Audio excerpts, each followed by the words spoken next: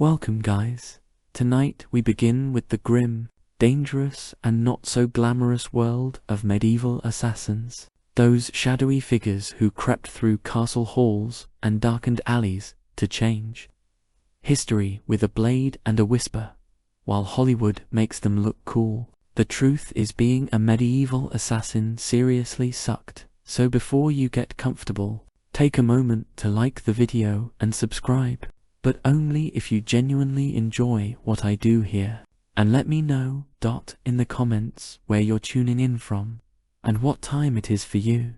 It's always fascinating to see who's joining us from around the world. Now dim the lights, maybe turn on a fan for that soft background hum, and let's ease into tonight's journey together. Let's be clear.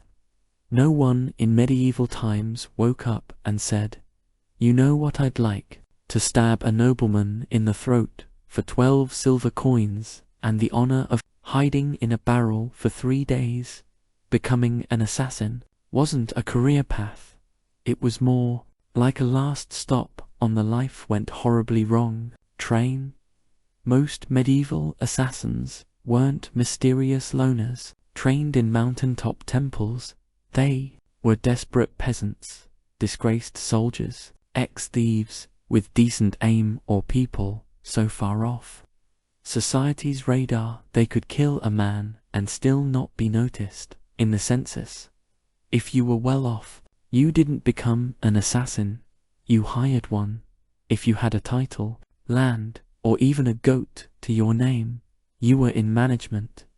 But if you just escaped Data's prison, had a reputation for solving problems, and could sneak into a tavern without being seen, congratulations. Someone somewhere was about to slide a coin purse across the table and whisper a name, and that name wasn't a fun one. You weren't asked to take out Bob the Quiet turnip farmer.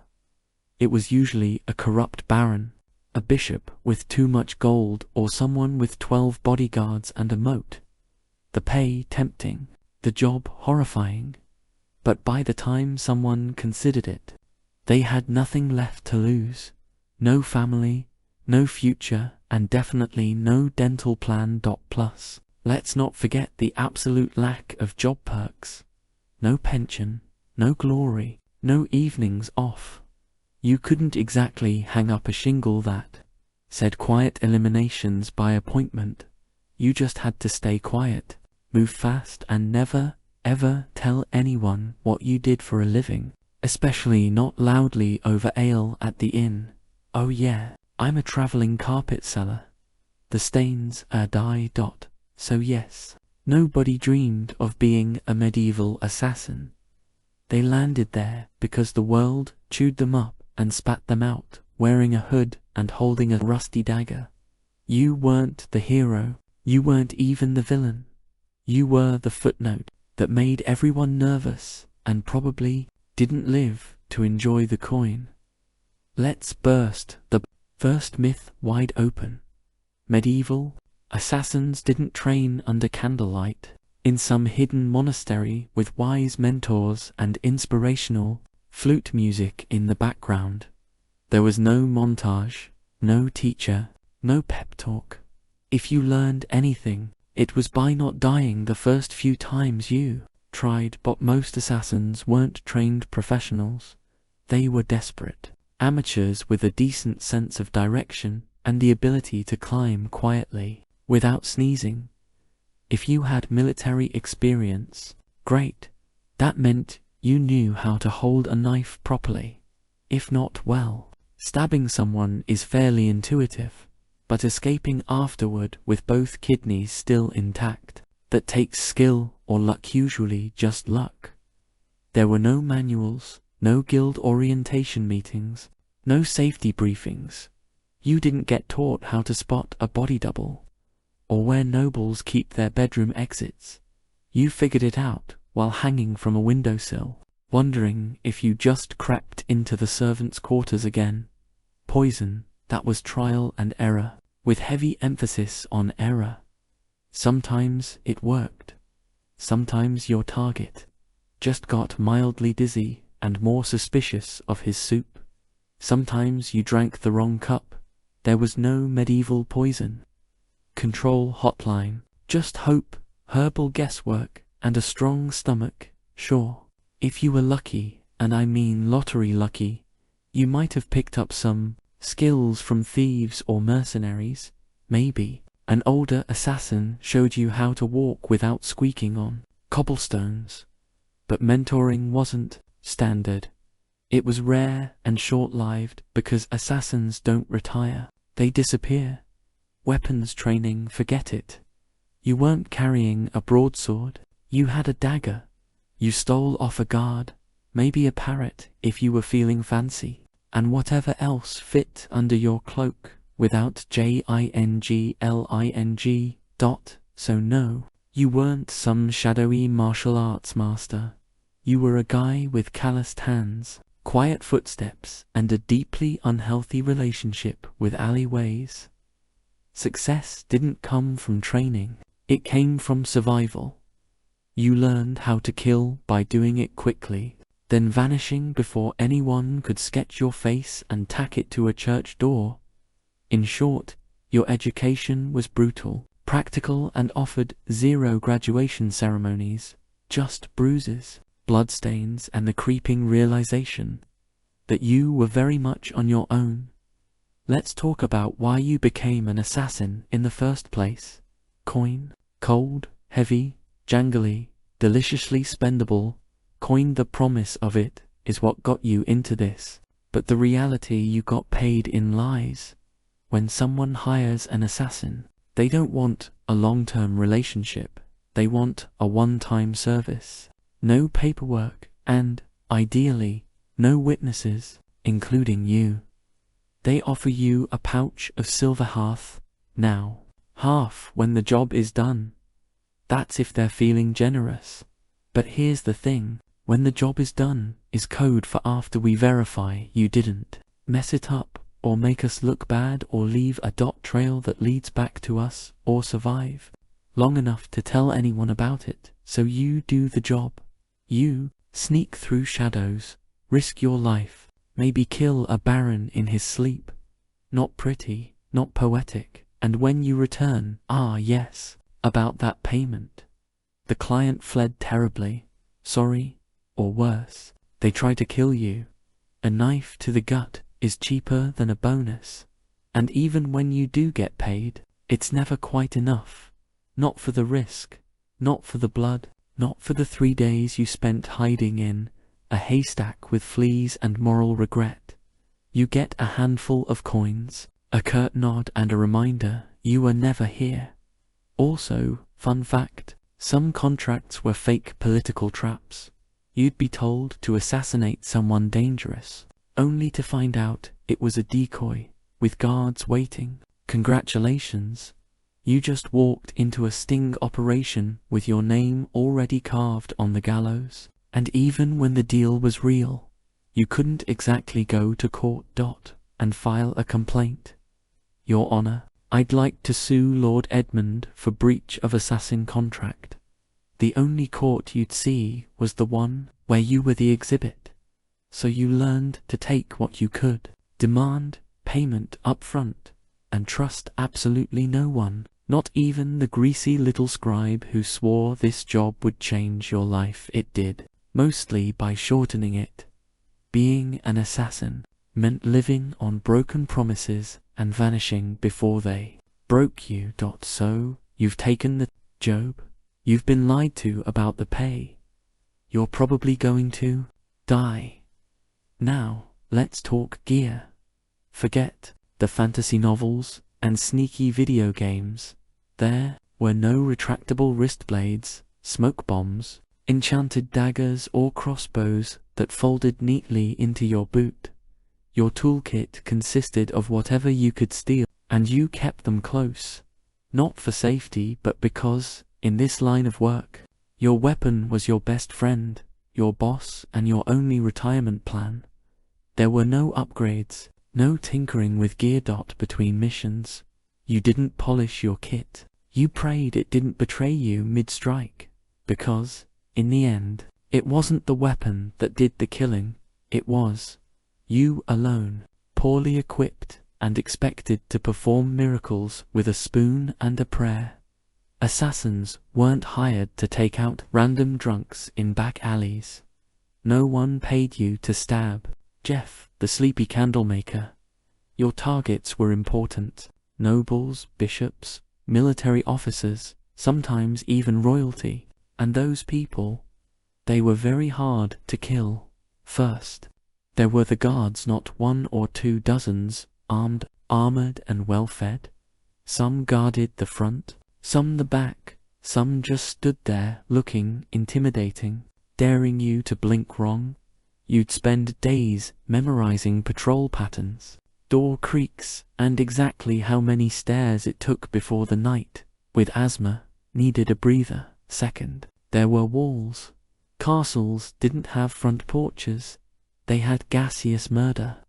Holes and doors full of things that bite. If you didn't fall into the water, you still had to worry about arrow slits and boiling oil. Yes, boiling oil. Your job description included may get facade for peeking. Third, there were the servants and staff, the cooks, scribes and stable boys. One wrong look from you and they'd be whispering to the guard, "Captain," faster than you could say, "I'm just the herbalist." Assassins weren't just fighting swords.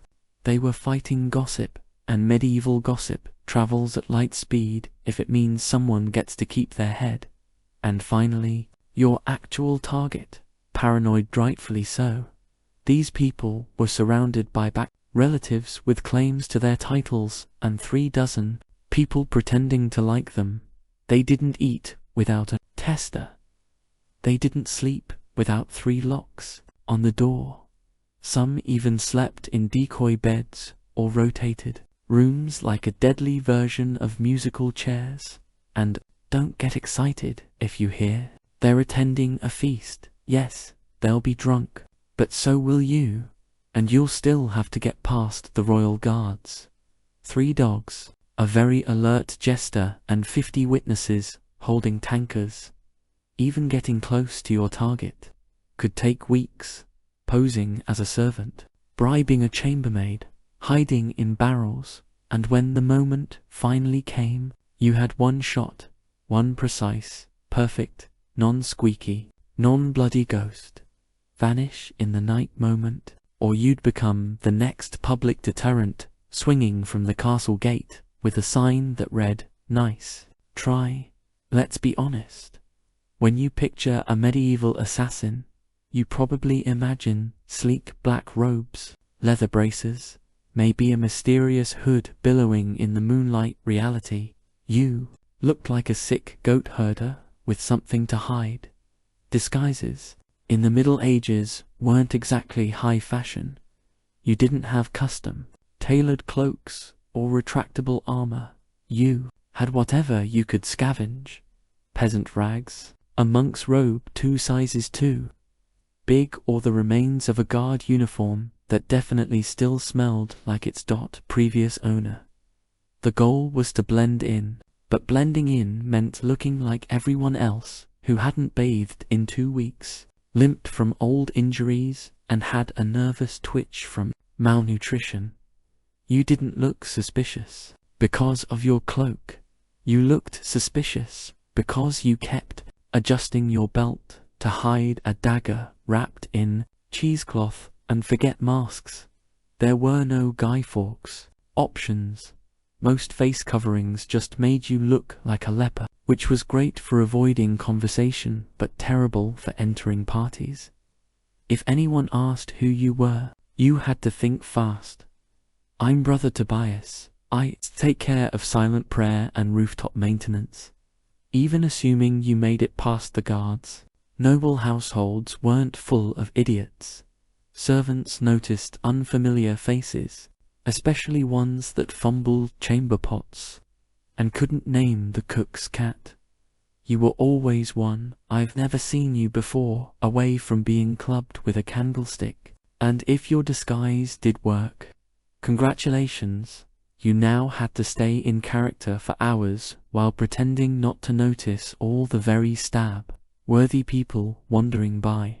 Also, wigs, they didn't exist. If you needed to look older or younger, you were stuck, smearing dirt on your face, squinting and hoping no one got close enough to notice that your beard was glued on with honey. The truth was, your disguise didn't protect you. It gave you maybe 5 minutes of confusion. After that, you had to be gone, invisible or very, very convincing. And if anyone saw through it, well, let's just say, no one wants to be the assassin, caught in the bishop's laundry room wearing a nun's habit and holding a sword, especially not on a feast day in medieval times. If you were an assassin, you didn't have a team. You didn't have a sidekick with a crossbow, a clever alchemist in a secret lair, or a handler who gave you coded scrolls and warm encouragement. You had a rusty dagger and crippling trust issues. There were no guilds, at least not ones you could actually count on, and if there were whispers of a brotherhood of assassins, it was mostly tavern talk, fueled by me and boredom. You were more likely to meet a ghost than another professional killer who wanted to network. Why the isolation? Because in your business, the fewer people who knew you existed, the longer you lived. Every contact was a risk, every loose tongue a potential noose. Even your client might not know your real name, and if they did, you were already planning your exit. Companionship, laughable friends asked questions. Lovers noticed bruises, bloodstains, and why you always slept with a blade. Under the pillow, you couldn't settle down. You couldn't afford to. One mistake, one person recognizing you in a market, and your whole life turned into a sprint for the nearest sewer grate. Even fellow criminals kept their distance. Thieves and smugglers were sociable. You were that guy who makes people disappear. They feared you, or, worse, saw you as a walking liability. No one wanted to share stew with someone whose occupation could attract a mob with torches and don't expect sympathy. You couldn't tell anyone how hard it was to sleep after silently strangling a corrupt bishop. If you talked about your job, people assumed you were either lying or dangerous, and they weren't wrong, so you kept your secrets, your scars and your weapons to yourself at inns. You sat in the darkest corner, back to the wall, eyes always scanning the door. You never drank too much. You never stayed more than a night. Furthermore, you didn't say your name unless someone paid you first, and even then it probably wasn't your real one. Being a medieval assassin meant perfecting the art of vanishing, not just in a crowd, but from every life you never got to have. Let's say you took the job, you planned your route, you bribed the right doorman, you disguised yourself as a very convincing chimney sweep, and then you froze. Maybe the target turned around unexpectedly. Maybe they were with their child. Maybe you got the shakes at the worst possible moment, and your knife hand trembled like a terrified squirrel. Guess what? You're now dead because failure for a medieval assassin wasn't a slap on the wrist or a bad performance review. It was a public, painful, and wildly theatrical death, often involving ropes, firewheels, or sharp iron devices with names like the Bone Cracker's Delight. Missing the kill meant blowing the hole. Operation. Your target lived and immediately told everyone that someone tried to murder them. Suddenly, you weren't a shadow. You were a wanted man with a detailed description and probably a crude sketch tacked to every tavern wall within 30 meters. And those guards you once snuck past, now they're motivated. Sometimes it wasn't even your target you had to worry about. It was your client. If you failed, you were no longer an asset. You were a liability, someone who could be tortured, interrogated, or worse, talk. The very people who paid you would be the first to put out a second contract on you. And there were no second chances. No, sorry. The blade slipped. I'll try again tomorrow. You had one shot, one moment in time, and if you blew it, the best you could hope for was to die quickly before anyone found out who hired you. Failure also meant shame, the silent, humiliating kind.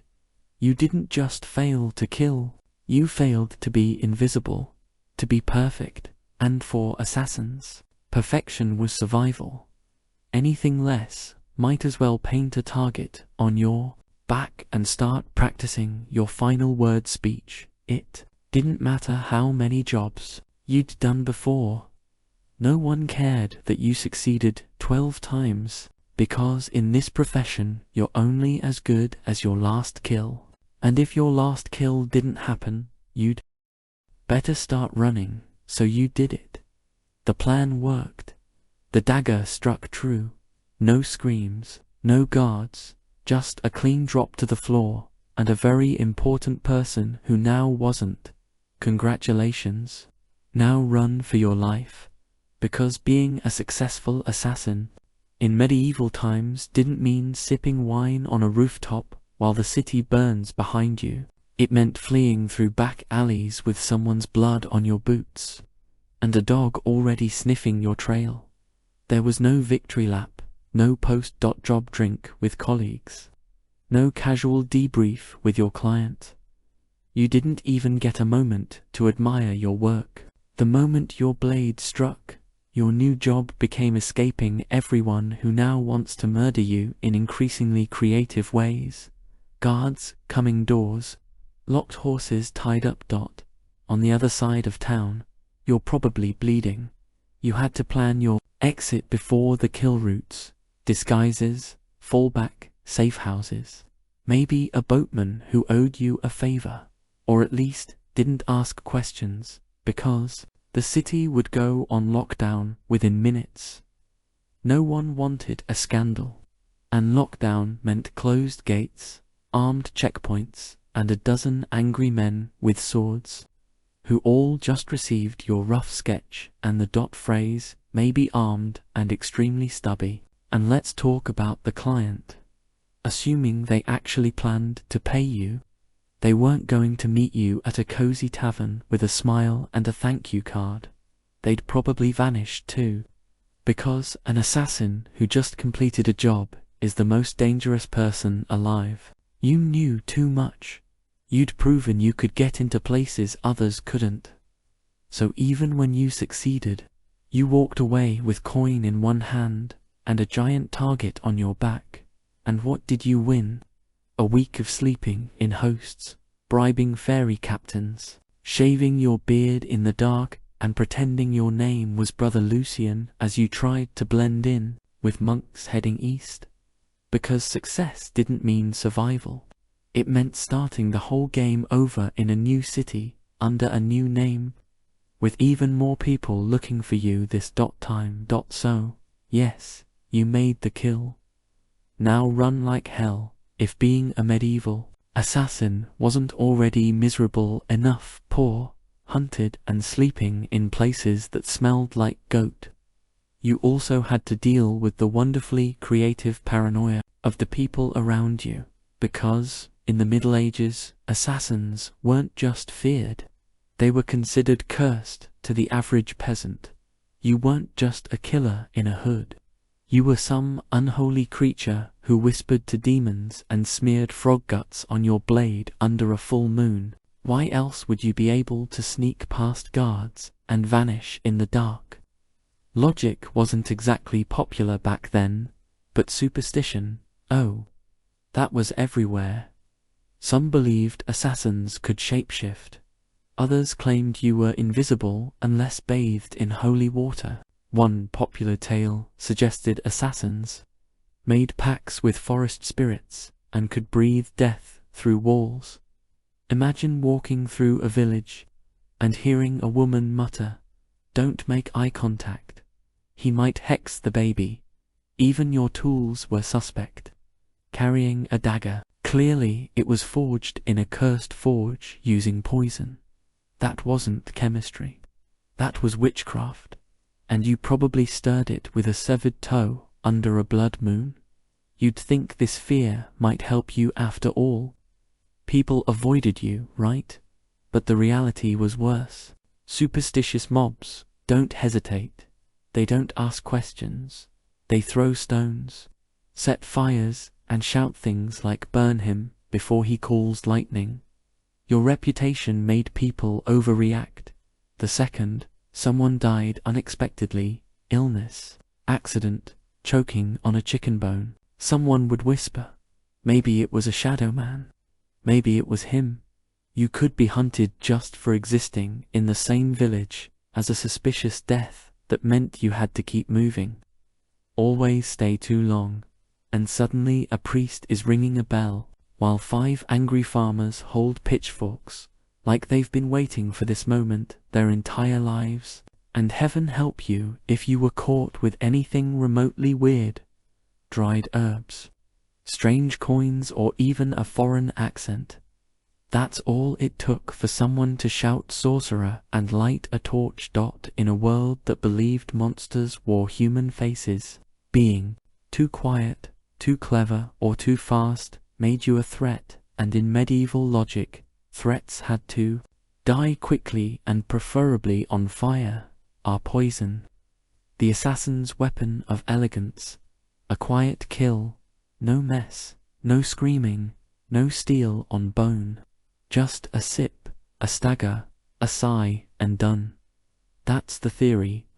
In practice, poisoning someone in the Middle Ages was like trying to win a bar fight with herbal tea and a bad attitude. First off, poisons weren't reliable. You didn't have access to purified cyanide or a neat little pill labeled fast-acting doom. You had plants, mushrooms, minerals, maybe the occasional toad you had to gather, grind and pray. And even then, it might just give the target a stomachache and a renewed commitment to his antipasti guard team. There was no scientific measurement. You didn't dose precisely. You eyeballed it. A pinch too little, and the noble just vomits and cancels dinner.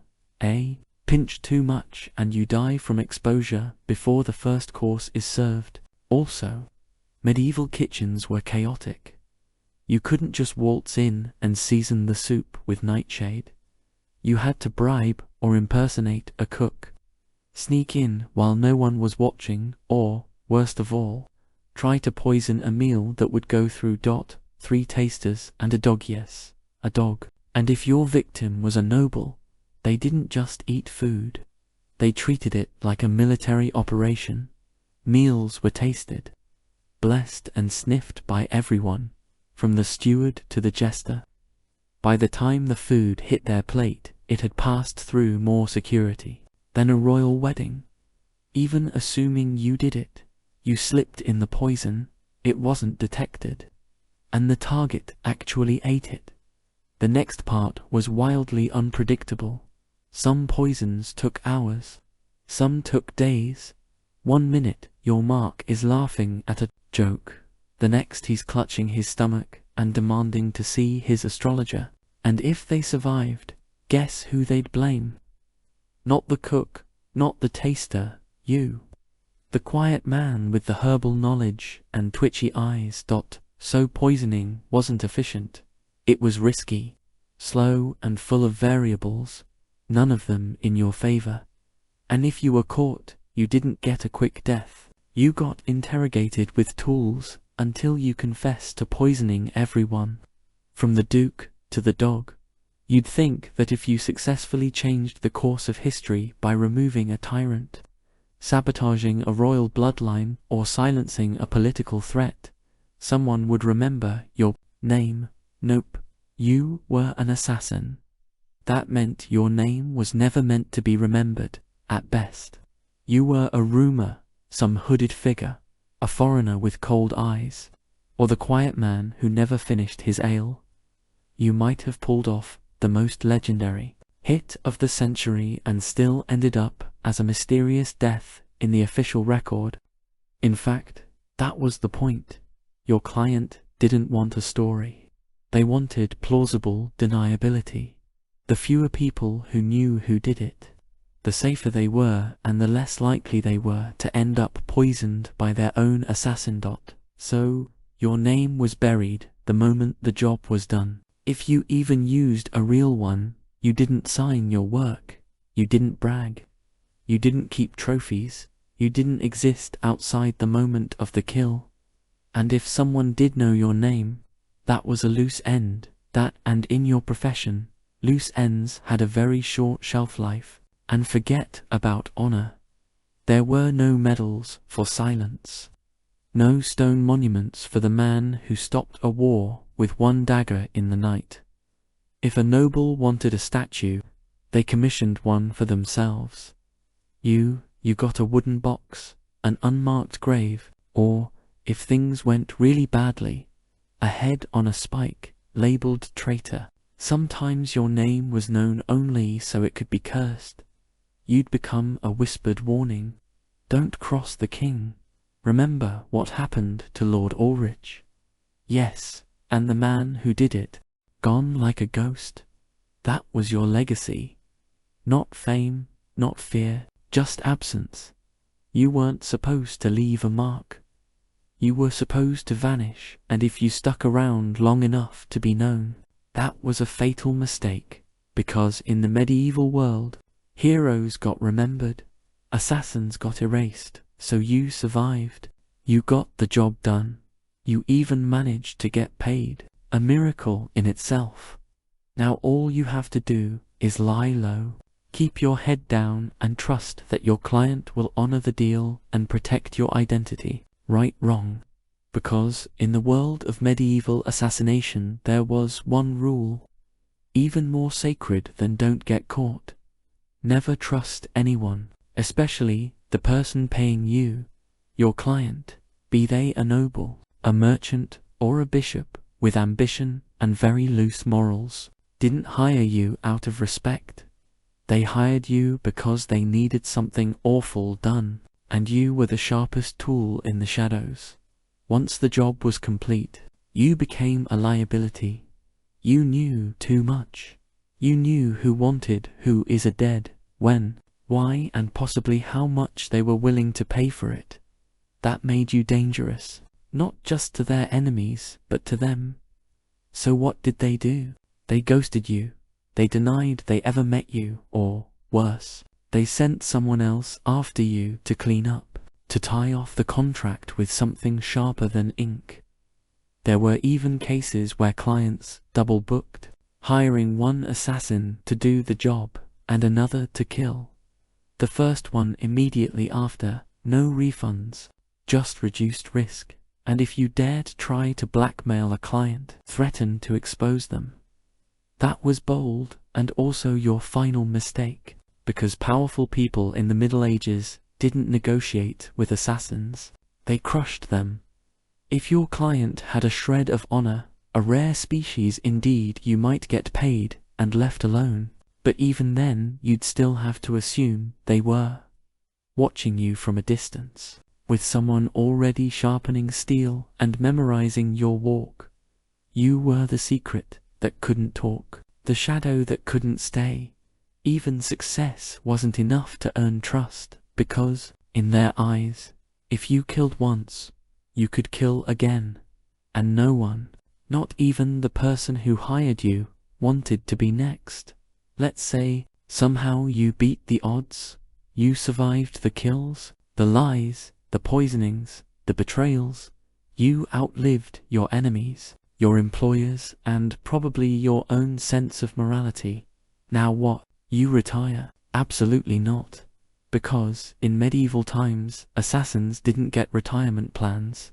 There were no farewell banquets, no quiet cottages by the sea, no pensions paid in gold coins and grateful whispers.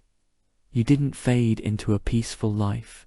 You vanished, or you died, often both. The problem was simple. You were never safe. Even if you walked away from the job, your past didn't. You had too many secrets in your head, Too many names in your memory and too much blood on your hands. People didn't want you retired.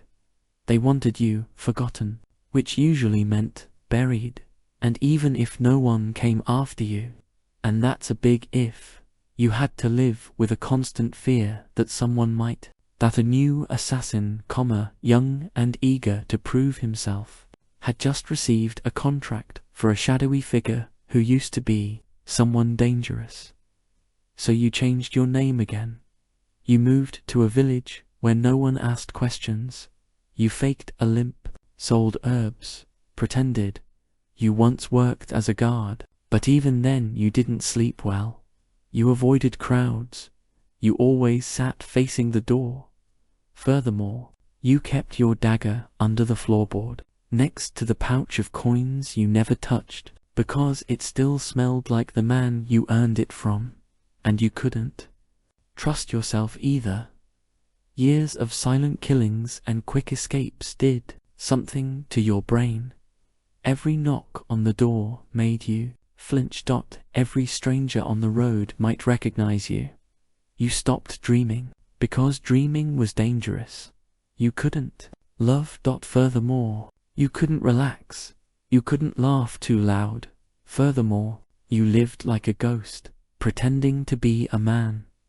The truth was, there was no endgame for a medieval assassin, just a slow, cold fade into obscurity, always moving, always watching, until one day you slipped into the dark and no one noticed. And maybe that was the best you could hope for. By now you've probably figured it out.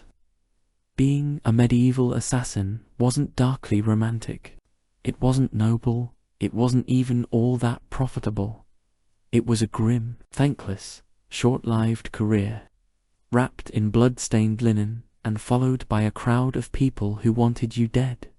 You wouldn't last, not a week, maybe not even a day, because you'd start with the wrong assumptions that you'd be sleek in control, a whisper in the dark. But what you'd really be is cold, hungry, and one bad guess away from the noose. You'd slip into town, cloak pulled tight, ready for action, only to discover that your target moved locations. The guards are drunk but trigger happy, and the stable boy you paid for information just sold you out for a mug of ale and a piece of bread. You'd freeze at the wrong time, stab the wrong guy, get spotted by someone's maid who once saw your face near the chapel, and suddenly you're not a shadow, you're the problem. Then what? You run, but you're not used to medieval terrain. The mud, the uneven cobblestones, the absolutely insane number of loose chickens in the street. You slip, fall, get tackled by a guard named Thomas who just got dumped and is looking for an outlet, and let's say you survive that. Then you deal with the aftermath. No allies, no honor, and no future, just whispers, suspicion, and the growing realization that, even if you succeed, the best you can hope for is to die old and alone, hiding behind a false name in a village that still believes in fairies. So no, you wouldn't last, and frankly, you shouldn't try, because the assassin's life wasn't cool. It was a cruel machine that chewed people up and spat out nothing but shadows. It offered power without peace and purpose, without a place in the world. You didn't make history, you erased yourself from it, and the only thing waiting for you at the end was silence. A silence no one would question, because no one even remembered you were there in the first place. Before she was the feared queen of Macedonia, Olympus was known as Certain, a Melian princess from the rugged tribal lands of Epirus. Her people claimed descent from Achilles himself, and whether the blood of heroes truly ran in her veins, one thing was certain. This was not a woman born for the sidelines of history from a young age. Myrtle was steeped in mystery and ritual. Her upbringing was shaped not just by politics, but by prophecy, ecstatic rites, and a reverence for the ancient gods. She wasn't the type of princess who smiled and embroidered tapestries. No, she was drawn to serpents, omens, and the frenzied ceremonies of the cult of Dionysus, where women danced barefoot in the moonlight and called upon the divine. In states of trance. Her connection to the gods wasn't performative, it was personal. She didn't merely worship, she embodied, according to ancient sources, likely written by men both terrified and enthralled. She kept sacred snakes in her chambers and even allowed them to coil beside her in bed. Whether this was a literal fact or the kind of slander that powerful women attract like flies, we'll never know, but it stuck to her allies. It made her divine. To her enemies, it made her dangerous. Her real power began not in a battlefield or throne room, but in the uneasy flicker of torchlight, among the whispers of priestesses and the curling bodies of serpents. She wasn't just a princess.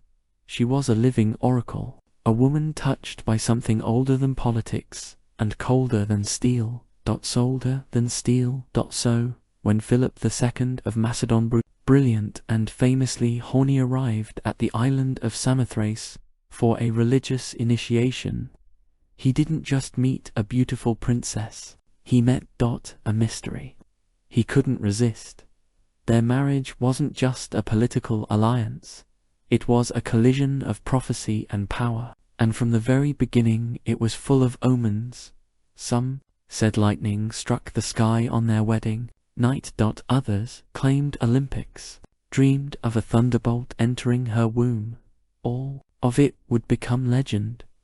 But one thing is certain, the union of Olympias and Philip didn't just create a child. It created Alexander the Great, and she intended to shape his destiny from the very first breath. Olympia's marriage to Philip II was not the fairy tale one might expect for a queen who would one day birth an empire. From the beginning, it was a combustible mix of prophecy, pride, and paranoia. Philip, ruthless, charismatic, and already collecting wives like trophies, married Olympias around 357 BCE. She was likely just a teenager, but she wasn't naive. She saw in Philip a man whose ambition matched her own, and perhaps even a divine match for her spiritual destiny. Macedon wasn't exactly an easy kingdom to walk into. It was a land of iron and ambition, where kings were killed by cousins and brothers, turned into rivals overnight. But Olympics, the priestess of Papyrus, walked in with her head held high and eyes already on the crown. Their marriage was rocky from the start. Philip, for all his political genius, was not built for monogamy. He would go on to marry multiple women, often for alliances, always for power. But Olympics wasn't one to sit quietly in the shadows. She held her own court, maintained her own alliances, and was known to turn to oracles and rites to divine her future and perhaps Philip's fate. Then came the birth of Alexander. Even that was wrapped in celestial drama. Legends say Olympus dreamed that a thunderbolt struck her womb and that flames danced around her child without burning him. Philip reportedly had a vision of sealing his wife's womb with a lion, yes, a literal lion. Whether they believed these visions or invented them, they certainly acted as if Alexander was destined to rule not just a kingdom but the world. But even as the child was celebrated, cracks in the royal marriage deepened. Olympus resented Philip's other wives, especially his Macedonian bride, Cleopatra Eunuchs, whom he married later in life. This was more than a domestic issue. It was a threat. Cleopatra was Macedonian-born, and any son she bore would be purer in the eyes of the local nobility, a direct threat to Alexander's future. Olympia saw it clearly. The palace wasn't just a home, it was a battlefield, and she would use every snake, dream, ritual, and whisper. She had to make sure her son wasn't just remembered but crowned. She was no longer Myrtle. She was Olympus now. And no one would take her son's throne without facing her wrath. By the time Alexander was a teenager, the Macedonian palace in Pella had become a war zone of veiled insults, political maneuvering, and bitter rivalries. Olympus wasn't just fighting for influence, she was fighting for survival. She knew that the court was filled with snakes, but she was the one who taught them how to bite. Philip II had begun to distance himself from her. He was campaigning more, drinking more, and, perhaps worst of all, listening more to his Macedonian advisors. The final blow came when he married a young noblewoman named Cleopatra Eunuchs, not to be confused with the Cleopatra of Egypt. This Cleopatra was Macedonian-born, and her uncle, Atlas, was one of Philip's top generals. To Olympics. It wasn't just betrayal, it was a declaration of war. The marriage ceremony was a disaster. At the feast, Atlas drunkenly mocked Olympus and Alexander, calling into question the legitimacy of Alexander's birth. Was he really Philip's son, or was he the child of a god? As Olympus liked to claim, it was meant as an insult, but Olympia seized the myth. Let them whisper, let them believe.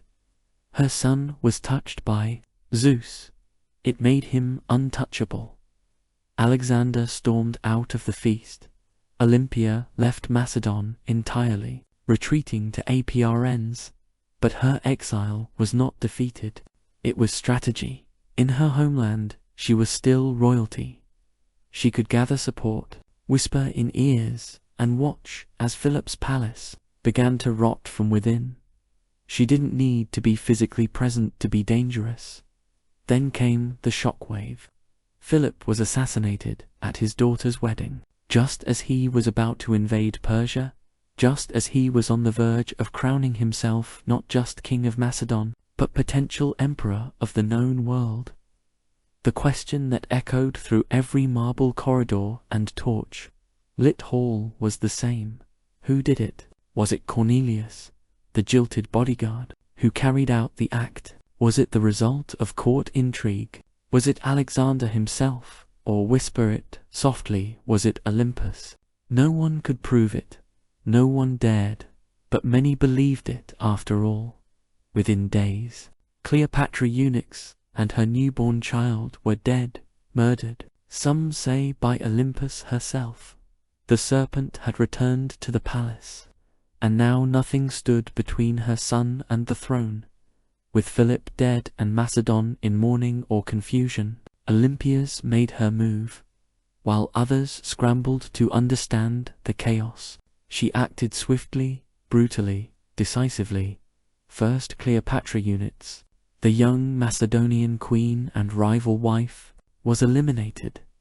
According to chilling accounts, Olympus didn't just have her killed, she made her death symbolic, public, humiliating.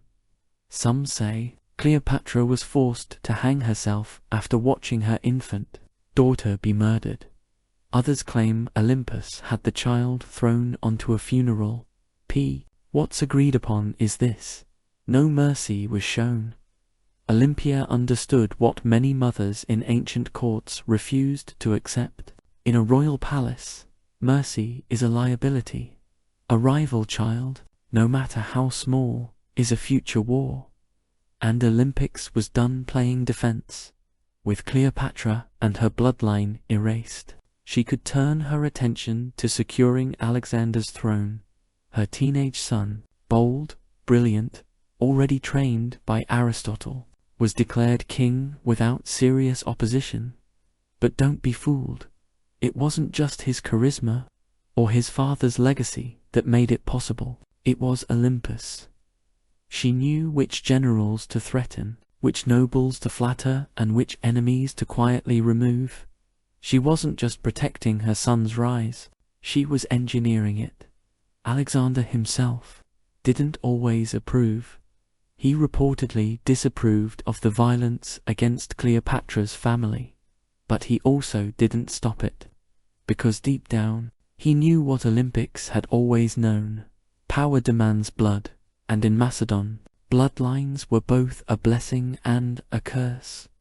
With her son now, King Olympius began to recede slightly from public life. But this was no retirement. She simply shifted from open strikes to whispered influence. As Alexander prepared to launch his conquest of Persia, she remained behind, not as a passive queen mother, but as the spiritual guardian of his destiny. She sent him sacred relics, consulted oracles, and performed rituals on his behalf to Olympus. Her son's mission wasn't just military, it was divine. Alexander wasn't going to war. He was fulfilling prophecy, and as long as she drew breath, no rival Persian or otherwise, would derail that divine plan. She had crowned her son, she had cleansed the palace. Now she would guard his empire from behind the curtain, with teeth bared, as Alexander marched east to conquer the known world. Olympus remained behind in Macedon, a queen without a throne, but not without power. Her official title was Queen Mother, but, make no mistake, she ruled in all but name. Though regency was technically handed to Antietam, one of Alexander's trusted generals, Olympus refused to be sidelined.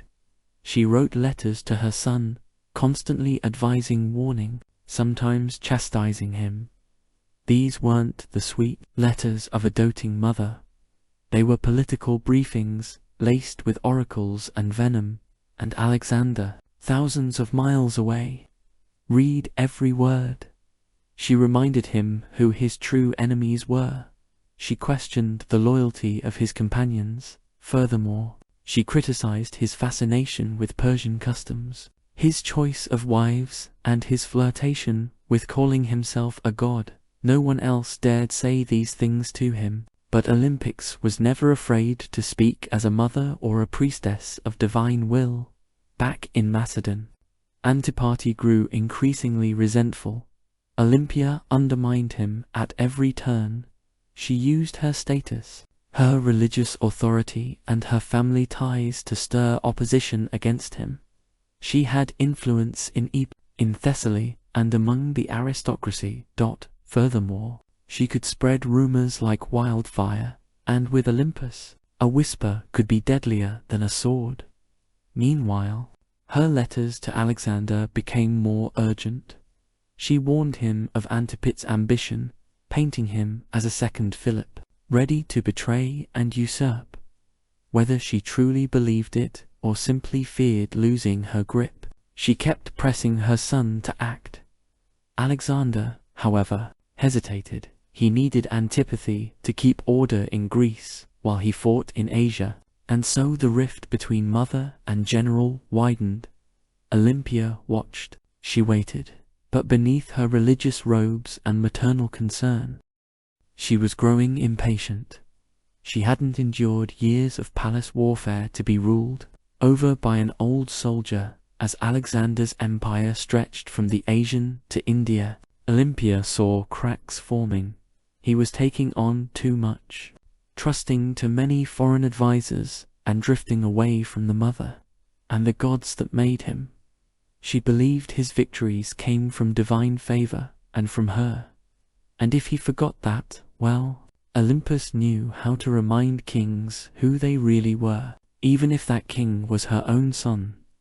When news of Alexander's death in Babylon reached Macedon in 323 BC, it didn't arrive like a trumpet, it arrived like a dagger. For Olympus, it wasn't just the loss of a son, it was the collapse of a world she had spent decades building her boy. The divine storm she had prophesied raised, unleashed, was gone, and he'd left behind no clear heir, no single successor, only chaos. The mighty empire he carved out was already fracturing generals. His so-called successors were already dividing it up like jackals around a corpse. Antipater still held power in Macedon and Greece, and he had no love for Olympus. Worse, her daughter, Cleopatra, Alexander's sister, was being courted by rival generals for marriage, each one hoping to use her bloodline as a claim to the throne. Olympia saw what was coming. Civil war wasn't a possibility, it was inevitable, and once again she would have to act. But she no longer had Alexander. What she had instead been his bloodline. His young son, Alexander IV, born to Roxana, the Bactrian princess Alexander had married. Roxana, still in Macedon, was vulnerable. The boy was even more so. Olympus recognized that the infant was now the last true piece of her son's legacy, and that made him a target, but it also made him a weapon. She allied herself with Roxana and the boy, determined to protect them and use the child's birthright to stake her own claim in the political battlefield. But the tide was turning. The generals who once bowed to Alexander had no interest in kneeling to his widow or his mother. They had armies, now ambitions and grudges. Olympus didn't flinch. She'd faced snakes, traitors and kings. A few warlords with crowns and stolen spears wouldn't scare her. So she plotted, she waited, she watched as Antipater died and was replaced by his son, Cassandra, a man with ice in his veins and no tolerance for the old queen's games.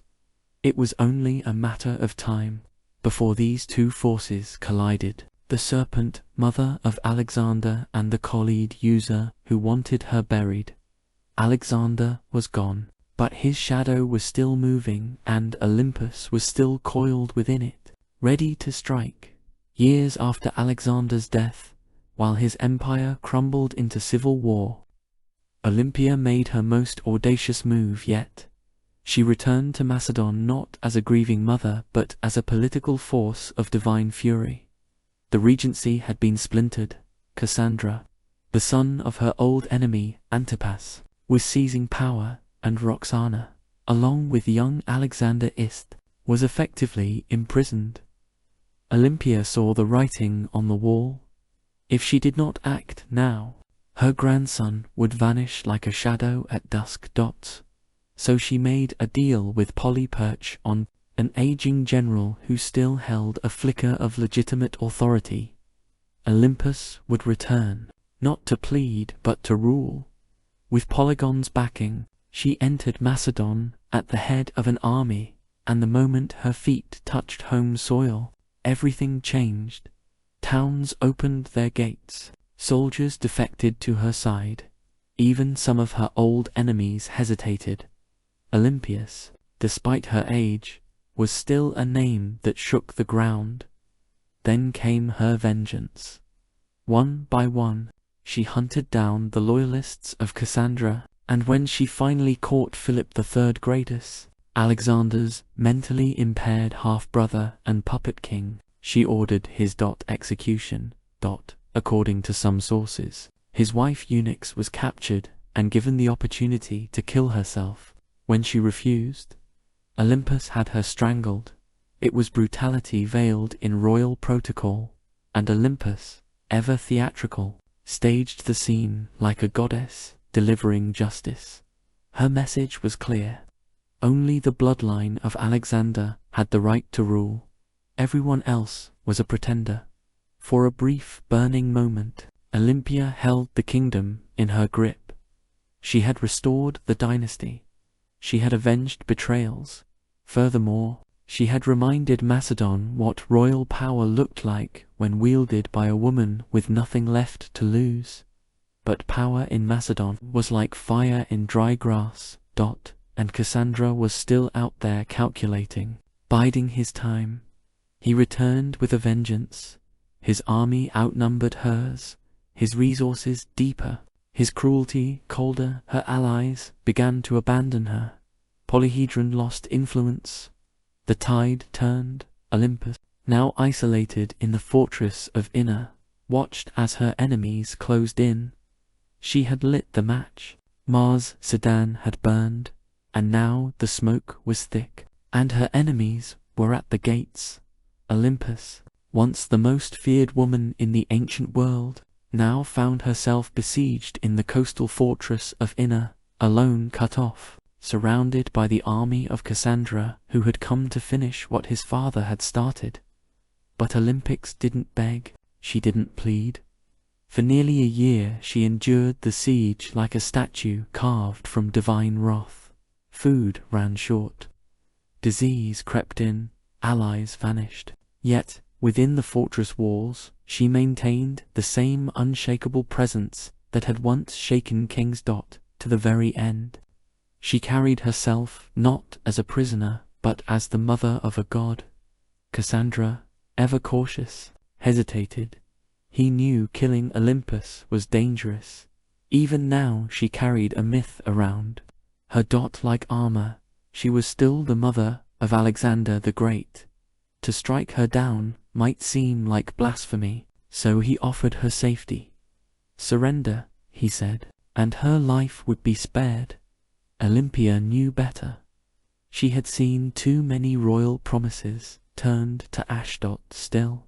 Hunger was no longer just a discomfort, it was death. Her garrison broke, her followers surrendered, and Olympix, unbending until the very end, was finally handed over to her enemies. Cassandra didn't kill her himself. That would have been too simple and too merciful.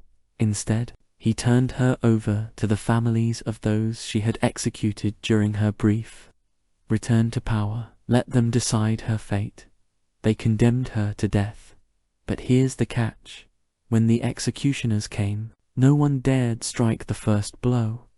Olympia stood tall, regal, silent eyes fixed on them like an oracle staring through smoke. These were Macedonians. They had grown up hearing of her rituals, her visions, her snakes. They had once cheered her son as a living god, and now, here she stood, a frail old woman cloaked in myth, and not a single man had the courage to swing the sword. So Cassandra sent others, foreigners, outsiders, people who had no memory of her power, only orders to follow.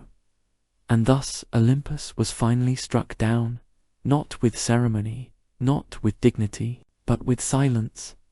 Her death marked the end of Alexander's bloodline in any meaningful power, and with it, the final ember of an empire founded on divine ambition was snuffed out.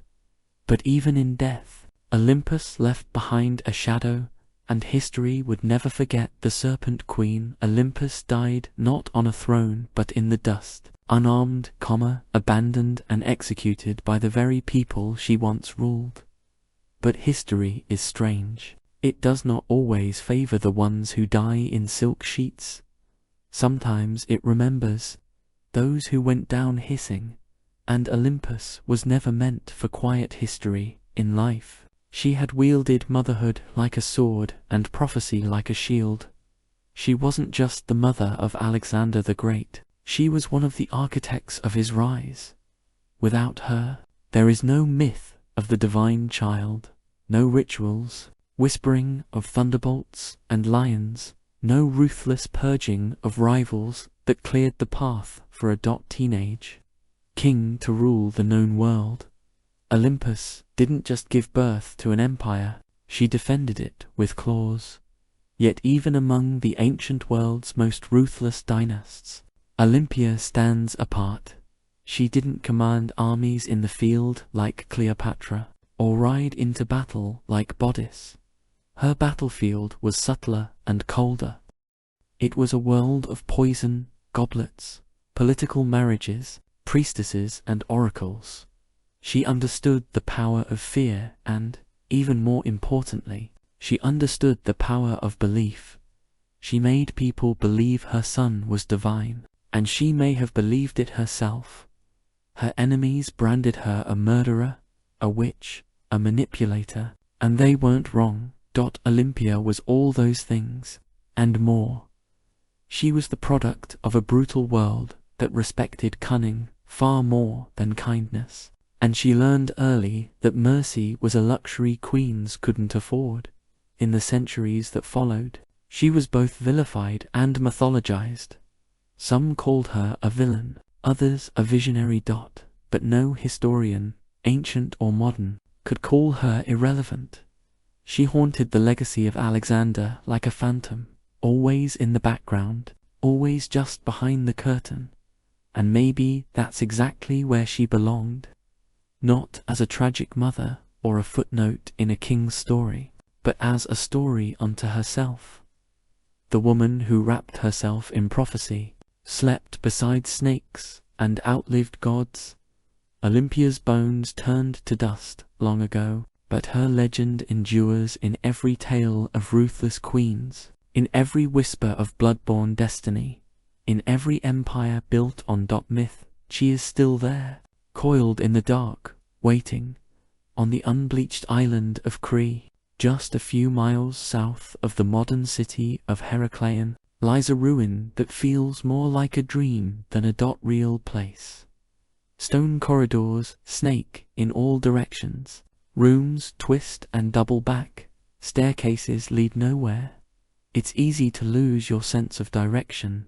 Even today, this place is Kenosis, the heart of Minoan civilization and the supposed inspiration for one of the most enduring myths in human history, the Labyrinth of the Minotaur. But before there was a legend, there was a palace unlike any other, built around 1900 BCE and expanded over centuries. Nos aren't just a royal residence, it was an entire city under one roof, covering nearly 150,000 square feet. It featured over 1,000 rooms, light wells, storage magazines, shrines, workshops, and what may have been the first flushing toilets in history. Furthermore, it had running water, multi-story apartments, and an intricate system of air circulation. This wasn't a primitive fortress, it was an architectural masterpiece to modern archaeologists. Nos looks like organized chaos. To ancient visitors, it probably felt like magic. The man who brought Nos into modern awareness was British archaeologist Arthur Evans. In the early 1900s, Evans excavated the site and quickly became convinced that this was the origin of the Greek labyrinth myth. The layout was disorienting, the architecture deeply symbolic, and everywhere he turned he found motifs of bulls painted on walls, carved into stone or sculpted into tiny golden charms. The bull, after all, was sacred to the Minoans. Evans even went so far as to name the civilization after the mythic king, Minos, whether Minos was real or not. His legend became inseparable from the ruins. But here's the twist. No one's found a literal labyrinth, no underground maze, no prison chambers, no Heilman monster. What we have instead is something far more mysterious. A city designed in loops, wings and layers, deliberately difficult to navigate. And the deeper you go, the more the lines between history and mythology blur. So the question remains, was the Minotaur born from these walls, or was the palace itself the monster? Nos may not give up its answers easily, but it's very good at making us ask the right questions. The myth is as famous as the ruin, a monstrous Heilman, half-bull trapped in a labyrinth, so complex that no one who entered ever found their way out. Only Theseus, the Athenian hero, managed to kill the beast and escape, thanks to a ball of thread and the cunning of Princess Ariadne. But where did this story come from, and why a labyrinth? The earliest versions of the myth speak of King Minos, the powerful ruler of Crete, who demanded tribute from Athens in the form of 7 boys and 7 girls. Each year, these unfortunate souls were fed to the Minotaur, a creature born from divine punishment and shame. The Minotaur, locked in an underground maze, symbolized the dark underbelly of power, something savage hidden behind grandeur. To ancient Greeks, Crete had long been a land of wealth, mystery and fear. Its seafaring people, the men were seen as both elegant and alien. Their rituals involved bull aping. Their artwork depicted strange gods, and their palaces were unlike anything on the mainland. To a visiting Greek from 1000 BC, Knos might have felt like another world. The bull itself was sacred in Minoan culture. Frescoes show young men and women vaulting over charging bulls in ritual displays. Horns of consecration, stylized bull horns, appear on rooftops and altars. Combine this with a palace that feels like a maze, and the ingredients for a legend begin to stir. But what if the miner wasn't just a monster? What if it was a metaphor? Some scholars believe the tale reflects a memory of Cretan dominance over the Asian, a time when Athens truly did pay tribute to a stronger, stranger power. The labyrinth could symbolize the political entrapment of weaker states, and the Minotaur the raw, terrifying force behind Minoan rule. Others argue it's more psychological. The labyrinth as the unconscious mind, the Minotaur as our hidden urges, and Theseus, the hero, walking bravely into the darkness, guided only by the thread of memory. Still, the myth remains, tangled with Nos. The palace is the closest thing we've ever found to a real labyrinth. No monster, no Ariadne, but perhaps something deeper. Not just a myth echoing through history, but a history that was asking to become myth. Long before Athens raised its marble temples or Sparta sharpened its spears, there was the Minoan civilization, one of the earliest advanced societies in Europe. They ruled not through conquest, but through trade, art, and what seems like an almost supernatural command of architecture. At the heart of their power stood Gnosis, a palace that wasn't just a seat of royalty, it was a hub of culture, ritual, and economy. The Minoans flourished from around 2600 to 400 BCE. Based on Cree, they developed a sprawling trade network that reached Egypt, Mesopotamia, the Levant, and even the distant shores of Spain. Their ships cut through the Mediterranean like silent arrows, fine pottery, saffron, bronze, and luxury goods. They didn't build vast armies, they built relationships, and that, more than weapons, made them rich. What's most striking about Minoan culture is how different it was from their later Greek successors.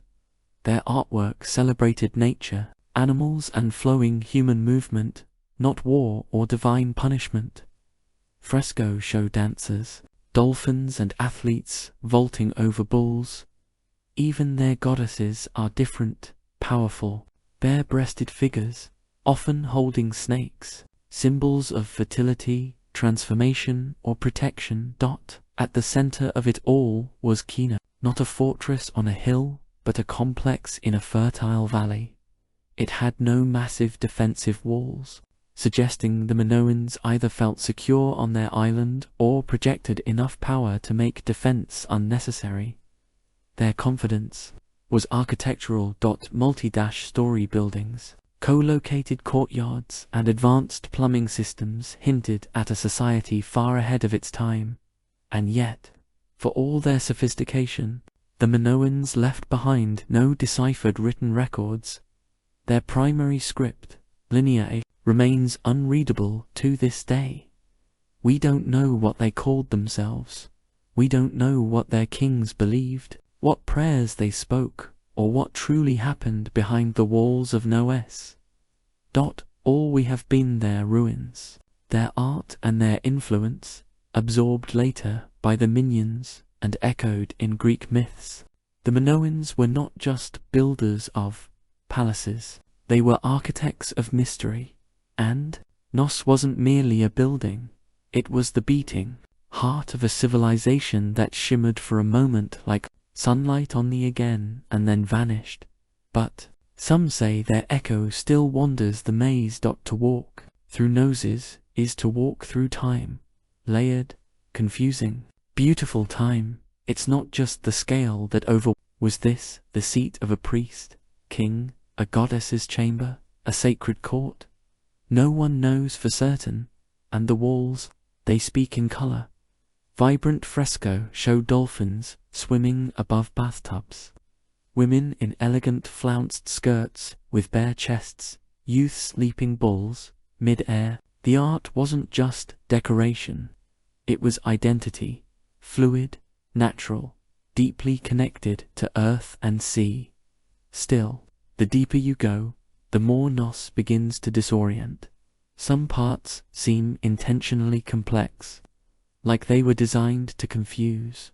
Maybe that's the root of the labyrinth legend, not a prison for monsters, but a palace that felt alive, a building that invited awe, ritual, and just a touch of fear.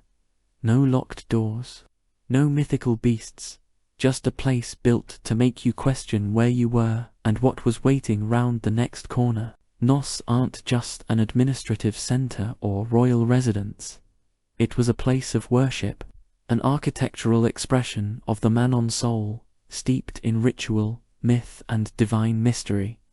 Unlike later Greek temples, there are no towering columns to Zeus or marble shrines to Athena. Instead, the spiritual world of kenosis is more subtle, woven into the fabric of the building itself. Shrines hide in corners, pillars rise like sacred sentinels, horns stylized, carved, symbolic appear on rooftops and altars. Everywhere you look, the bull motif dominates, suggesting a powerful connection between worship, the natural world, and this revered animal. The Minoans didn't seem to fear the bull, they celebrated it. The famous bull leaping fresco in Nos isn't just athletic art, it may depict a religious rite. Young men and women vaulting over a charging bull, locked in a dance of danger and grace. It wasn't sport, it was sacred theater, possibly an offering to the gods or a symbolic triumph over chaos. Then there are the snake goddesses discovered in storerooms beneath the palace. The snake goddess figurines are among the most iconic Manon artifacts, bare-breasted arms raised, with serpents coiled in their hands or around their bodies. These figures radiate power. They are not submissive idols. They are guardians of the household, fertility, and perhaps life itself. To the Minoans, snakes symbolized renewal, rebirth, and mystery, creatures of both earth and underworld. The rooms where these objects were found hint at household shrines or ritual spaces, quiet, sacred corners, hidden among the palace's bustling heart. Combined with the fresco, the horns, the altars, and the labyrinthine corridors, the entire complex begins to feel like a ritual machine, a structure built not just for living, but for connecting with the divine. There is no centralized temple at Nos, because the palace itself was a temple. Its layout, art, and design were all part of a spiritual worldview where boundaries between sacred and secular didn't exist. This was a place where myth was architecture, where a corridor could become a passage to the gods, and where every echo in the stone chambers may have once been a whispered prayer. Nos didn't just house people, it housed gods. For centuries, Nos stood as a beacon of prosperity, innovation, and cultural sophistication. But then something happened, something sudden, something no one can fully explain. By around 1400 BCE, the palace was abandoned, the fresco left to fade, and the Manon civilization that once ruled the seas had vanished like mist over the Asian. So what happened? Theories abound. Some point to nature. Around 1600 BCE, the volcanic island of modern-day Santorini, erupted in one of the largest explosions in human history. The blast was so massive it likely caused tsunamis that battered CIT's northern coast, devastating ports and farmland. Ash clouds may have blocked the sun, choking crops and disrupting the climate. While Knossos wasn't immediately destroyed, the aftermath of the eruption may have shaken the foundations economically, politically, and spiritually. Others look to war by 1450 BCE. The rising power of the Minoans mainland. Greeks may have taken advantage of Minoan weakness. Archaeological evidence suggests Knos was reoccupied briefly, but the culture had changed. The art became more martial. Linear A, the Minoan script, was replaced with Linear B, used by Minoan scribes. The palace that once thrived with snake goddesses and bull dancers now whispered in a foreign tongue. Some scholars believe the Minoans didn't invade in a single conquest, but gradually absorbed the island, first through trade, then influence, and finally rule. Others argue that internal collapse, a civil uprising, political instability, or the failure of the elite may have contributed just as much. What's striking, though, is how little violence is evident in the ruins. There are no charred skeletons, no signs of mass slaughter. Knos didn't fall with a scream. It fell with a whisper. The great palatial system simply stopped. The rooms went quiet. The rituals ended, and nature slowly crept back in. By the time Homer sang of Cree in his epics, Knos was already ancient myth, a memory tangled in stories of kings, monsters, and labyrinths. And maybe that's fitting, because what killed Knos wasn't just eruption or invasion. It was time and the way. All great things, no matter how beautiful, eventually vanish beneath the weight of new empires. But the bones remain, and if you listen closely, the maze still hums beneath the earth. For thousands of years, noses lay buried beneath the Creston soil. Just another mound of stone, lost to time, its name forgotten, its myths distorted, its walls swallowed by olive groves and dust. That is, until one man decided to chase a legend. His name was Sir Arthur Evans, and he didn't just rediscover noses, he reimagined it. In 1900, Evans, a British archaeologist with a flair for drama and a deep love for Homeric myth, purchased the land that covered the ancient ruins. Local farmers had been finding strange seals and artifacts, clues that something enormous lay beneath their feet. Evans dug in. What he found would change the history of the Asian forever. He uncovered a palace so vast, so complex, and so advanced that he was convinced this was the mythical home of King Minos. The fresco, the horns, the sheer architectural strangeness of the site, it all pointed in his mind to one thing: the labyrinth. Evans wasn't just an archaeologist. He was a storyteller, and sometimes a controversial one. He named the people who built Knos the Minoans, after Minoans. Furthermore, he interpreted symbols, reconstructed fresco, and restored parts of the palace, using reinforced concrete, a move that has drawn both praise and criticism. Some call it visionary, others call it vandalism, because what you see today at Knossos is partly ancient ruin and partly Edwardian imagination. Still, Evans did what no one else had dared. He brought losses back to life. He gave Europe a glimpse into a Bronze Age world far older than classical Greece, a civilization of art, mystery, and maritime elegance. He also unearthed the still undeciphered Linear A script, opening new questions about language, literacy, and the limits of our historical understanding.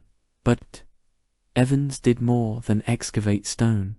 He resurrected a myth and forced historians to reckon with the fact that behind the legend of the labyrinth was something real, something complex, something very human, a palace that felt like a maze, a civilization that slipped into shadow, and a man who peeled back the earth only to discover a story far stranger and more beautiful than he had imagined.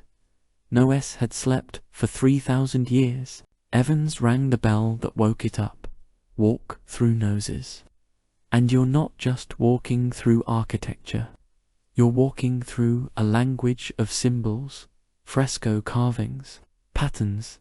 They're everywhere, but the Minoans didn't leave us a Rosetta Stone. Their primary script, Linear A, remains undespia T. So instead of reading their thoughts, we must see them painted across plaster, carved into walls and hidden in patterns. What exactly were they trying to say? The art of kenosis is unlike anything in the ancient world. There's no obsession with warfare, no rows of kings or battle-hardened heroes. Instead, we find nature. Leaping dolphins, blooming lies, birds in flight and sacred bulls.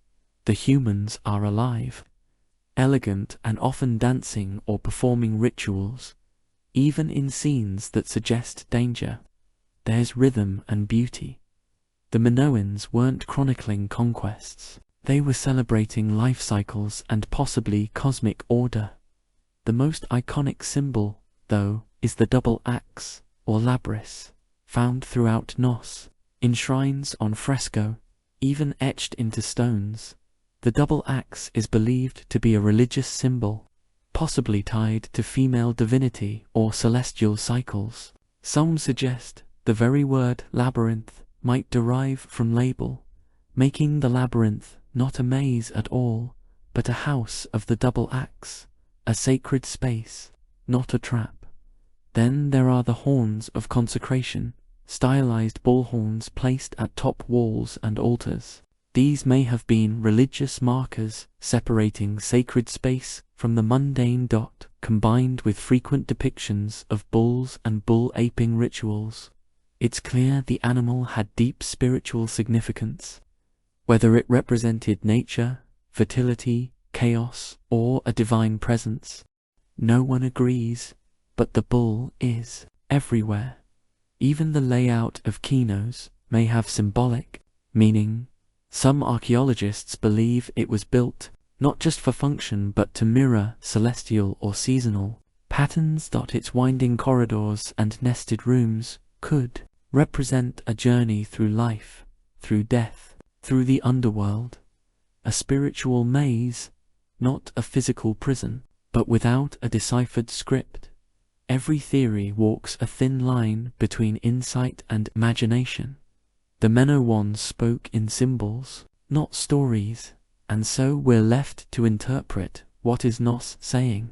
We hear the rhythms, we see the images, but the meaning that remains just out of reach. Like a thread unraveling into myth. Nos is a ruin, yes, but it doesn't feel dead. Walk its corridors today, and you'll sense something humming just beneath the surface. Not ghosts, not gods, but echoes of myths, of lives, of questions that refuse to go away. Thousands of years after its fall, Nos still holds us in its maze. Tourists wander its halls, archaeologists dig for answers, and writers spin new tales inspired by its shadow. The Minotaur may be myth, but the feeling of the labyrinth is real. We don't know who ruled Nos. We don't know the names of its kings, queens, or priests. Furthermore, we don't know the prayers they whispered or the laws they lived by, but we know they loved beauty. We know they worshipped nature. We know they understood balance between architecture and art, between ritual and reality. And we know they were the first, before the pathogen, before Rome, before the Hebrew temples or the Persian palaces. There was Gnosis, a palace that was also a city that was also a temple that may have also been a story, because perhaps that's what the labyrinth really is. Not a prison, not a puzzle, but a narrative carved in stone, a myth in architectural form. The legend of the Minotaur didn't arise from nothing. It came from this place, from the confusion of its corridors, the reverence of its bull rituals and the awe it inspired in generations, who tried to make sense of it. The Greeks turned it into a story. We turned it into archaeology. But at its core, Enos has always been both. Today, we can walk its ruins in broad daylight. We can take photos, draw maps, and even reconstruct its fresco. But the mystery hasn't vanished. The line between fact and legend still shimmers like heat over stone. Maybe that's why Noses endures, because it doesn't give us all the answers. It reminds us that sometimes history isn't meant to be solved. It's meant to be felt, and Nose ancient, tangled, half-remembered, isn't just a place on a map. It's a question, one that leads us deeper with every step, and like Thesis, we're all still following the thread. Ancient engineers knew exactly what they were doing. The earliest rams were handheld. Teams of soldiers simply lifted a tree trunk and smashed it against enemy defenses like frenzied lumberjacks. But over time the battering ram evolved. Engineers realized that mounting the ram inside a wheeled frame, often with a roof to protect the crew from arrows and boiling oil, turned it from a tool into a weapon of terror. The Assyrians, masters of siege warfare, turned rams into psychological weapons. Their siege towers combined rams with archer platforms, meaning a city's gates were being destroyed while defenders were under constant fire. Relief carvings from Nineveh show rams with pointed iron tips rolling up to the gates of rebellious cities like slow-moving gods of destruction, and it wasn't just the front door they were smashing. Rams were often used to breach weak points in walls, batter down watchtowers, or collapse gaseous entirely. Their presence meant one thing: surrender or watch your defenses crumble like stale bread. The Greeks refined them. The Romans perfected them. Roman engineers built massive rams called arislatan for rams suspended with chains or ropes inside. Enormous siege shelters. Some were so big they needed dozens of men to operate, and the rhythm of their swinging beam was said to sound like thunder rolling across stone. And yet, for all their brute force, battering rams required serious teamwork. Operators had to keep the ram swinging in sync, while also defending it from burning missiles, stones, and all manner of foul substances hurled from above. A stalled ram was a dead ram. Still, when a battering ram got going, really going, it was unstoppable. Wooden muscle versus human masonry. It was ancient physics, weaponized. And it was only the beginning of how engineers would make walls weep. If the battering ram was the brute, the catapult was the tactician. Where rams smashed close up, catapults attacked from a distance, launching not just stones but psychological dread. They were the first real artillery pieces in military history, and they revolutionized siege warfare by weaponizing physics in ways that felt almost magical to the enemy. The earliest catapults emerged from the Greek world around the 4th century BC, a product of brilliant minds who wanted to add range and momentum to warfare. Dionysus, the Fur of Syracuse, a tyrant with a taste for cutting-edge violence, commissioned the first torsion-powered catapults, devices that used twisted bundles of scents or hair as tension springs. These weren't slingshots for giants. They were precise instruments of siege terror. The genius lay in their mechanics. Engineers figured out that by twisting ropes tightly, often made from animal scents, they could store enormous amounts of potential energy. When released, this force could hurl stones, javelins, or even flaming projectiles hundreds of meters. The two main types evolved quickly: the ballista, which launched massive bolts like a giant crossbow, and the stone-throwing catapult, which lobbed boulders over walls or directly at fortifications. Then came the Roman engineers, who never met a Greek idea they couldn't improve. They built catapults that could be broken down, packed onto carts, and reassembled on site. Portable siege engines for professional armies. Some Roman catapults could fire 60-pound stones at incredible speeds, capable of tearing through wooden gates, battlements, and, occasionally, unlucky soldiers. Catapults weren't just about destruction, they were about spectacle. Ancient generals used them to send messages, sometimes literally. Corpses were launched over walls to spread disease and fear. Severed heads were lobbed into besieged cities to shatter morale. In one chilling case, diseased bodies were fired into enemy territory as an early form of biological warfare. But catapults had their flaws.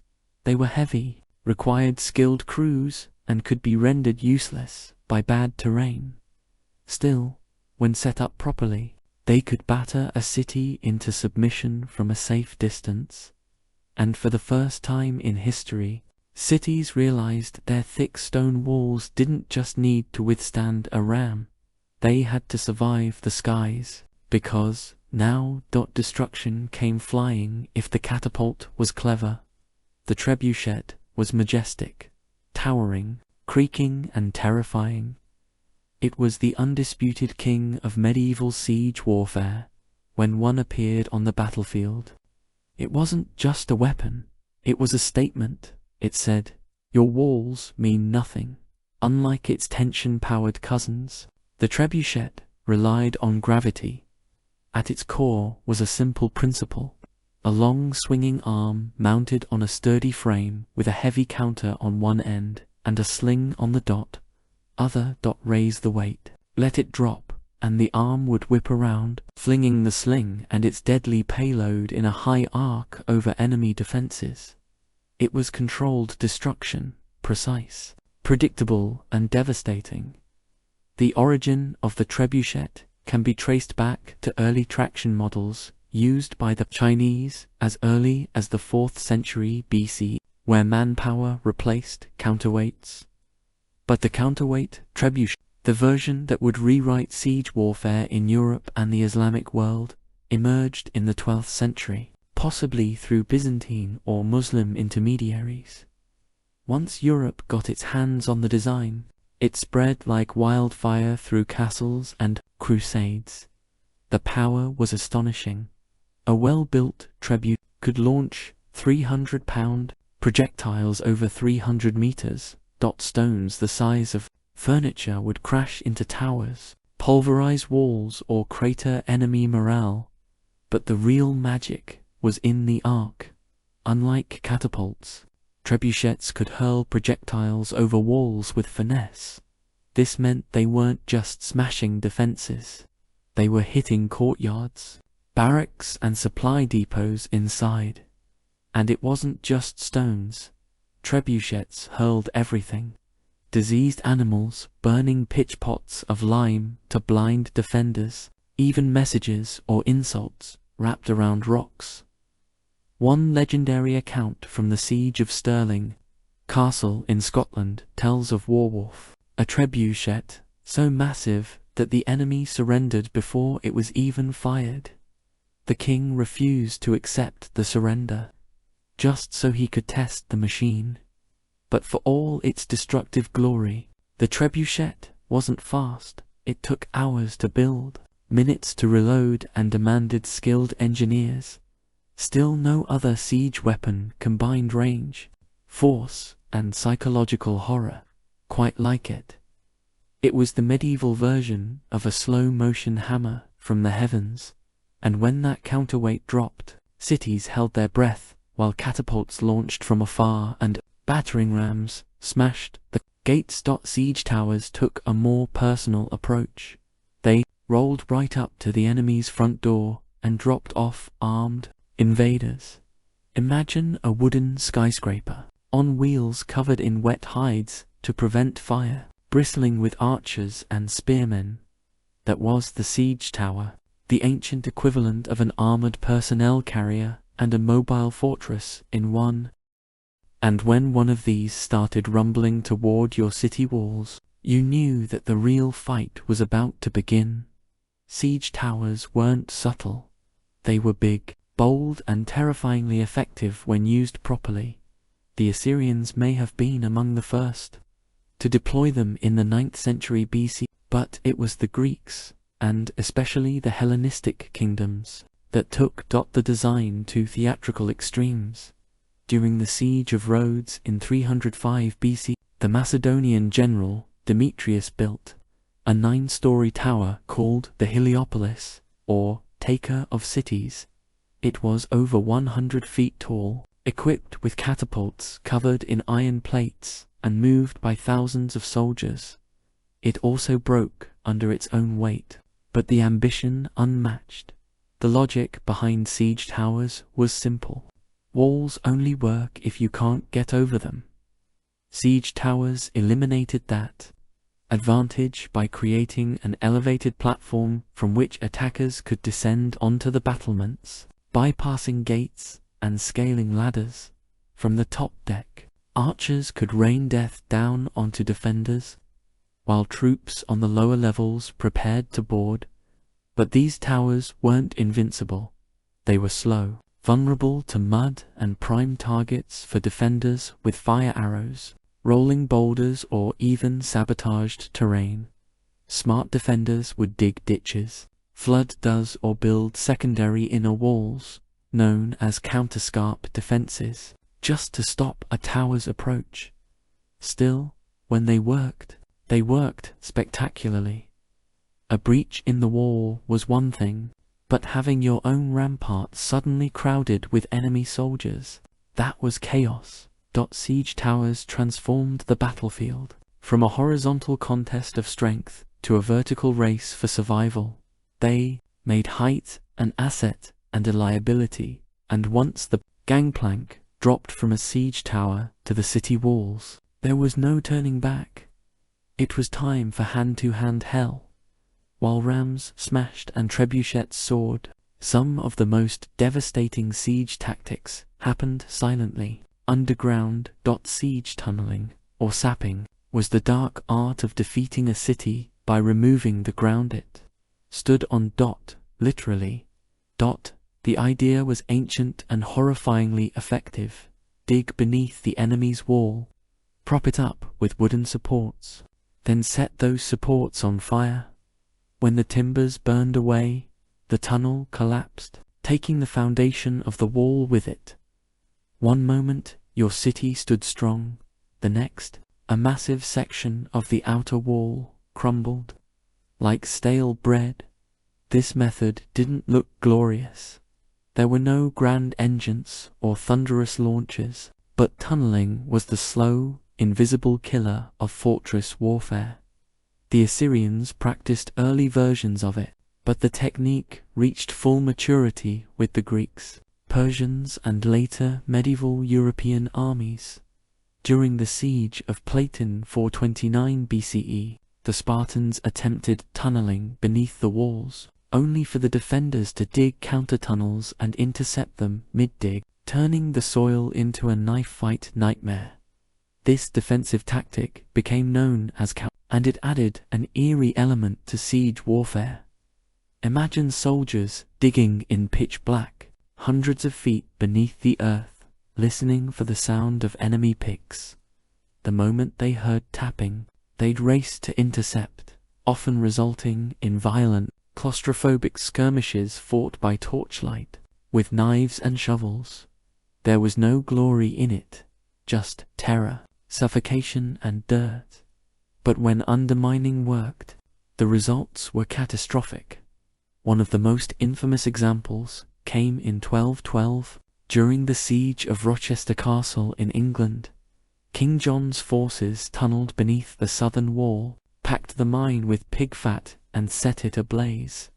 The supports collapsed, bringing down the entire tower above. The defenders were stunned, and soon after surrendered by the 13th century siege.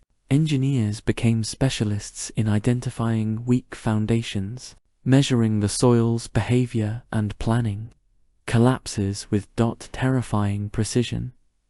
They were geologists and devolutionists rolled into one, and though tunneling required time, labor, and a bit of madness, it proved one truth about siege warfare: if you couldn't go over the wall and you couldn't go through it, you could always take it down from below.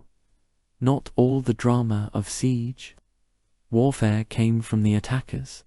For every ram built or tower rolled forward, defenders had their own deadly tricks, and sometimes those tricks were hot. Let's start with the most terrifying of them all: Greek fire. Developed by the Byzantine around the 7th century CE. Greek fire was a mysterious napalm-like substance that could stick to ships, walls and flesh and kept burning, even on water, sprayed from siphons or hurled in clay pots. It created scenes of pure chaos. To this day, no one knows exactly how it was made. The formula was so secret that it died with the empire, but its effects legendary. Entire fleets were reduced to flaming skeletons within minutes, and that was just the start. In more low-tech defenses, boiling liquids were the go-to weapons of choice. Boiling water, oil or sand would be poured from murder holes, those quaint openings in the ceilings of gateways or towers, directly onto invaders below. Oil was especially feared.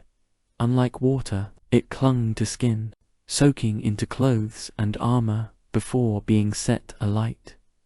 Imagine climbing a siege ladder only to be greeted with fire. You could never put out. Hot sand, though less dramatic, was vicious in its own right. It would slip into the gaps of armor, especially around the neck or wrists, causing second and third degree burns as it cooked the flesh beneath. It didn't look impressive from a distance, but it turned bold warriors into screaming wrecks in seconds. Defenders also relied on the good old laws of physics. Gravity became a weapon. Giant stones, logs, or even dead animals were dropped from parapets onto siege engines or dense formations of troops. The goal wasn't just to kill, it was to break the machines and morale at once. And then there were traps, hidden pits, collapsing bridges, spiked barricades. Castles became puzzles of pain designed to slow, confuse, and punish. All of this served one purpose: delay. Every minute a wall held was a minute closer to enemy supply lines running thin, to disease spreading in camps, or to reinforcements arriving. Siege warfare was a game of attrition, and while the attackers had physics on their side, the defenders had creativity and a lot of boiling rage. In siege warfare, raw destruction was only half the goal. The other half was psychological domination, breaking the will of the defenders before the walls even came down. Siege weapons weren't just tools of war. They were massive, creaking, flaming symbols of doom. Every groaning wheel of a siege tower, every arcing boulder flung by a trebuchet, was designed to plant one seed in the minds of those behind the walls. You are not safe, ancient. Commanders knew this. The Assyrians paraded their siege engines openly, dragging them across deserts with grand fanfare. The Romans built their siege camps right in view of the enemy, letting defenders watch as battering rams were assembled and catapults tested. Siege was theater, and fear was part of the script. Sometimes the payloads themselves carried a message. Severed heads of messengers or generals would be launched over the walls, often still wearing their armor. At the siege of Constantinople, defenders were bombarded not only with rocks, but with bodies, diseased corpses, launched to spread panic and plague. During the Mongol siege of Koffa in 1346, It's believed that hurling plague, infected corpses over the walls helped trigger outbreaks of the Black Death in Europe. The trebuchet wasn't just a weapon, it was an announcement. When one of these giants was rolled into place, everyone inside the fortress could hear it before they saw it. The creaking of winches, the grinding of ropes, the heavy thunk of the counterweight, like the heartbeat of an incoming storm. But the most dangerous part, the unknown. You never knew what was coming next. Would it be a rock, a barrel of fire, a rain of arrows, or just silence? Ominous, heavy silence, as engineers adjusted their aim. Even the sounds became psychological weapons.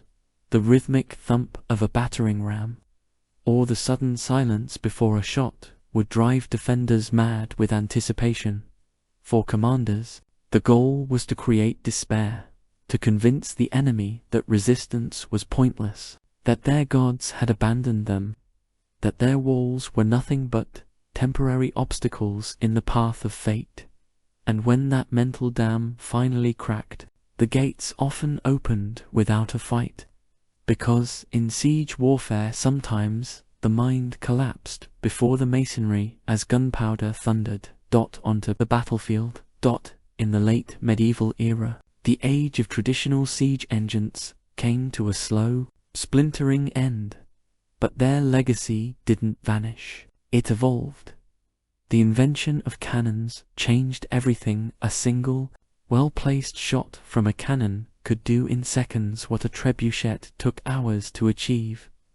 Stone walls, once considered impenetrable, became liabilities by the 15th century. The great castles of Europe were crumbling, not from undermining or fire, but from iron balls crashing through their parapets.